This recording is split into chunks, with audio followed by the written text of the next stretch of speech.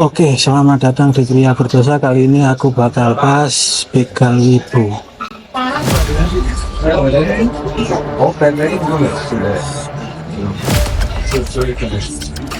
Jadi waktu itu aku ada event di Surabaya Street Laughter.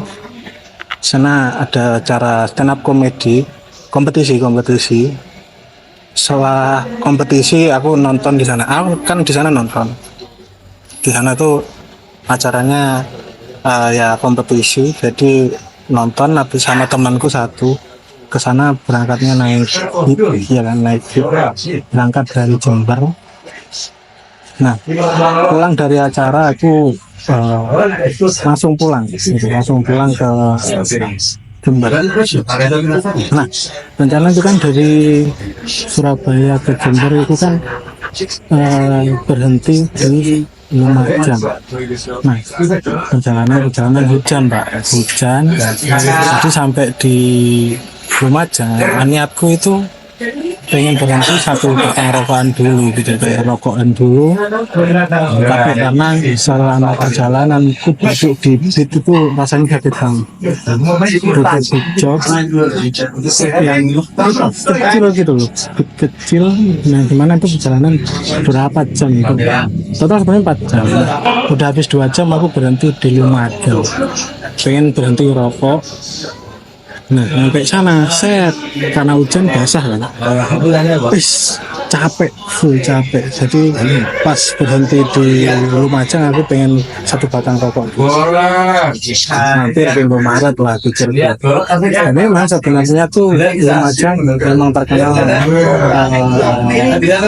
nggak aman lah kalau misalkan pengen berhenti, seenggaknya berhenti di Situbondo atau sekalian di Jembernya aja sekalian. Dan nggak disarankan memang kalau lewat Lumajang tuh malam karena memang sepi banget. Dan maksudku bukan bahaya karena Lumajangnya enggak, karena emang pertama di sana itu sepi, jadi sepi dan karena nggak ada orang malam-malam potensi begalnya itu banyak. Sedangkan di Situbondo tuh jam malam-malam itu masih ramai dan di Jember juga masih ramai.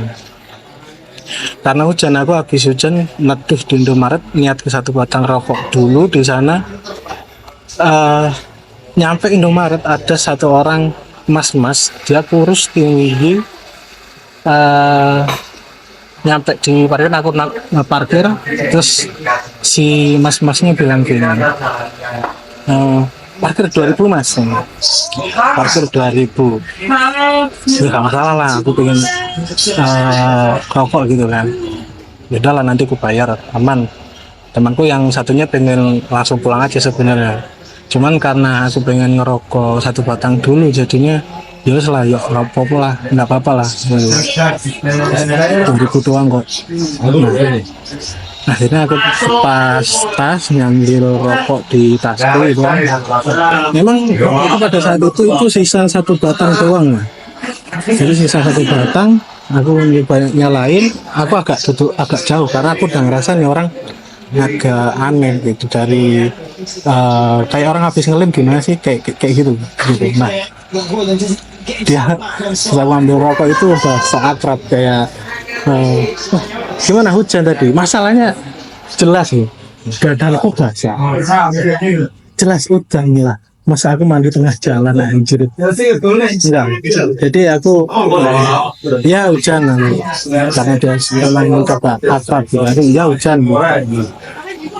Akhirnya terus aku cuek, aku ngambil rokok, aku merokok, dia coba tiba-tiba nyelotok gini, jalur rokoknya bro, minta rokoknya gitu. Ya lah, aslinya kalau misalkan aku ada rokok lain aku kasih, cuman karena sisa satu ya gimana, sisa satu ya, mau gimana gitu. Udah aku rokok, pandangan dia ke aku itu udah nggak enak banget, kayak mau ngajak berantem gitu, seolah-olah kayak lu ngasih gua ngerokok kayak gua bunuh gitu. Nggak sering gitu, cuman kayak udah nggak enak banget pandangannya. Akhirnya ya udah nyalain rokok sepuh ngerokok gitu kan, ngerokok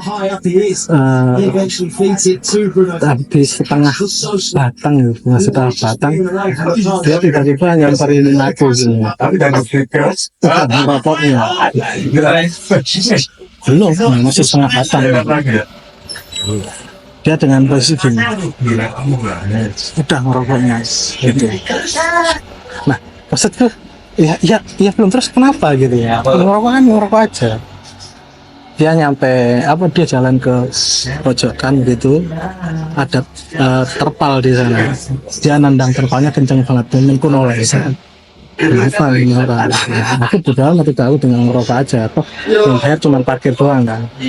Habis nendang terpal dia ke aku lagi pak, ke aku lagi, terus dengan pose yang sama kayak gini, tiba-tiba dia nyeletuk omaewa itu. Aku seketika pada saat itu aku nahan tawa pak, maksudnya ya di sisi lain sebenarnya situasinya sepi jadi menyengkam, aku agak merinding di sana. Tapi gimana dia tiba-tiba ngomong kosakata Jepang dengan pawakannya kayak gitu, aku nahan tawa. Nah pada saat itu aku udah ngeh, ini orang gila ya, orang gila. Terus habis dia ngomong omai wa musin dari itu tadi, udah aku kasih rokoknya kan, tak kasih rokok, tinggal setengah batang lah, setengah batang.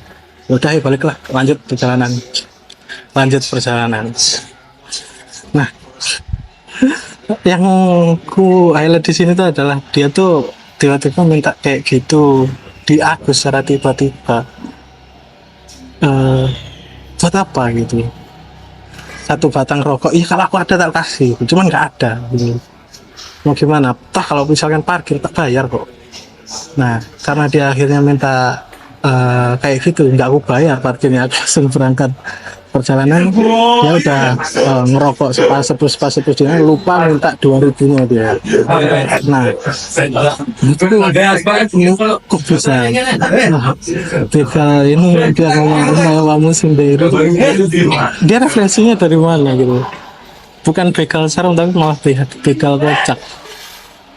Nah pada saat di perjalanan temanku bilang, kan aku udah ngerasa nggak enak di sana, harusnya kita nyari tempat lain gitu ya.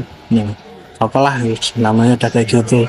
Sebenarnya pun gini, kalau misalkan diteruskan di sana aku pun ngotot nggak aku kasih rokok bisa, cuman toh aku kalau misalkan mentok-mentoknya berantem di sana dia kalah karena badanku lebih gede ya,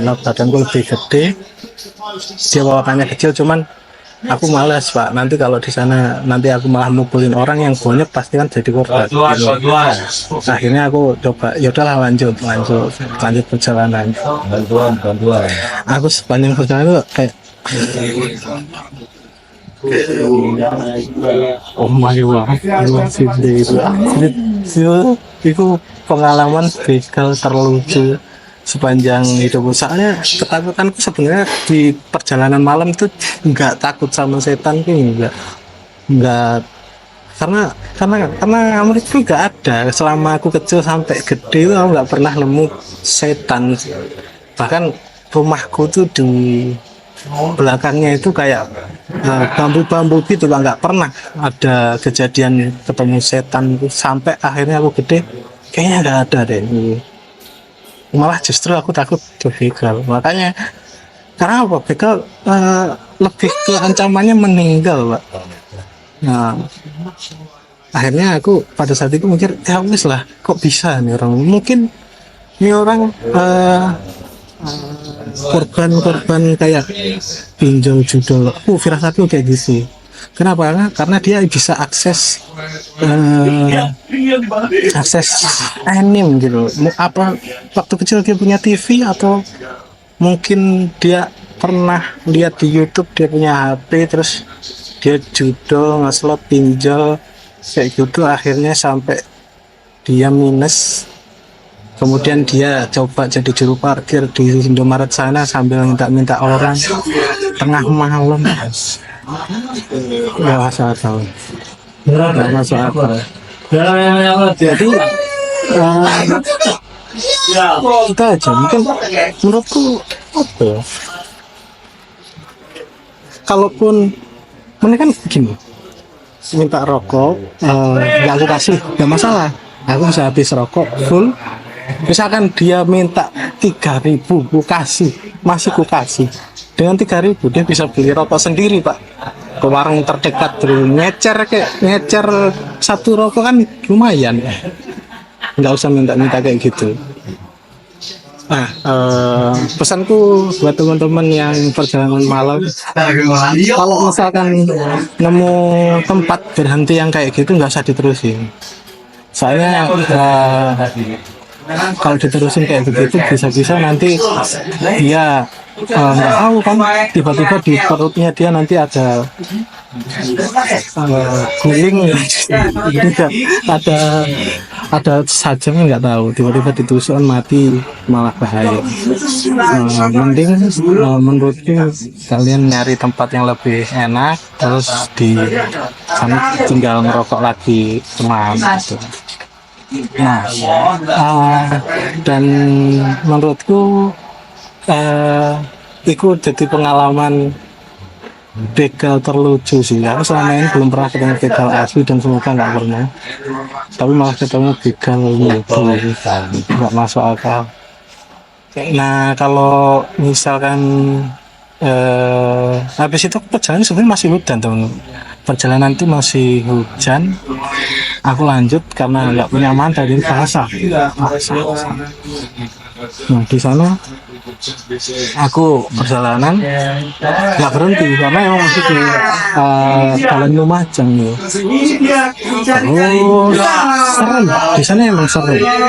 Sepanjang perjalanan itu ketika melihat orang lokal di sana tuh kebanyakan mereka nggak pakai helm kan, jadi pakai hoodie gitu ditutupin ke atas semuanya.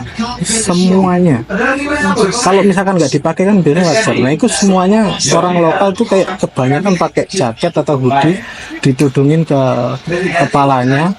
Gimana nggak curiga, jadi tiba-tiba dia ngecer gitu kan, motor beat pak, sekencang-kencangnya motor beat berapa sih, 80 km per jam paling. Itu kalau misalkan motor beat kekejar tuh itu ngeri, dan tapi ngeri ini ngeri oh my mama sinde gitu.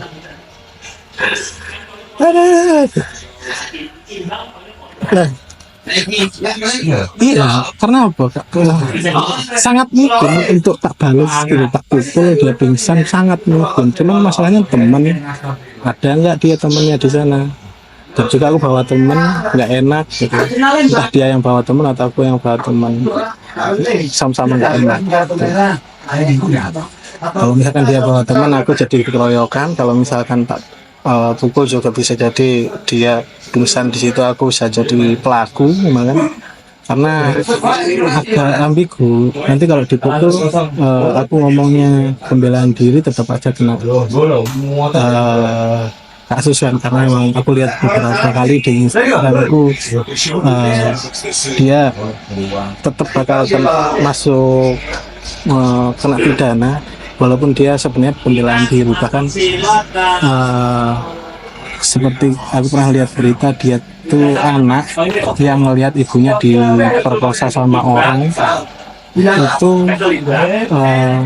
dia coba ngebunuh si pelakunya yang mencoba ngebunuh si ibu. Nah dia ngebunuh si pelaku karena nggak pengen bapaknya yang masuk penjara, akhirnya masuk penjara si anaknya. Ya emang bener sih, ngebunuh nggak boleh. Cuma kalau kejadiannya kayak gitu ya gimana lagi anjir. Ya kalau bisa saya hindari lah, jangan menantang kayak begitu, mending nggak enak pulang. Nah, mungkin itu aja dari konten pria berdosa kali ini. Kalau misalkan kejadian itu aku teruskan, mungkin aku akan menjadi pria berdosa.